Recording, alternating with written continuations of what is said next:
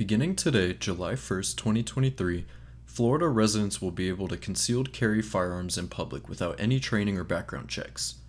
This bill was signed into law by Florida Governor Ron DeSantis. This eliminates the requirement that individuals must obtain a permit to concealed carry, which involves a test, basic firearm training, background checks, and fingerprinting. Today, lawfully owned weapons in Florida can be legally carried in concealment. Mike Lenz is a former gunsmith, as well as a concealed carry weapon permit holder. Here's what he has to say. So my opinion on permitless carry as someone who's been through a permitting process and has obviously been places where you don't have to have a permit is that in theory permitless is great, but unfortunately I think in practice we don't live in that world. And so I don't know statistically what's happened, but in my experience, I feel more comfortable when I'm somewhere with a permitting process. But I live in a big metropolitan area. When I lived in a very rural area, I thought it was ridiculous that you had to have a permit. But that opinion changes.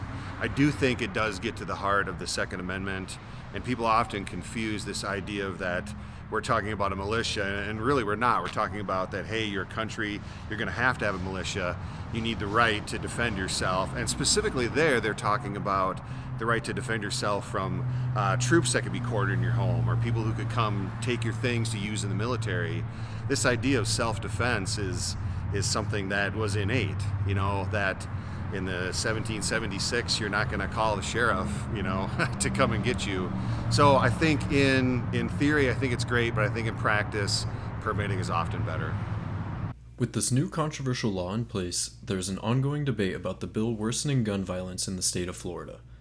There are those who believe that laws for gun ownership need to be changed, but there are also those who believe the proper training and federal background checks are necessary to carry a concealed weapon. Hi, my name is Brandon Park. I'm a current CCW holder in the state of Nevada.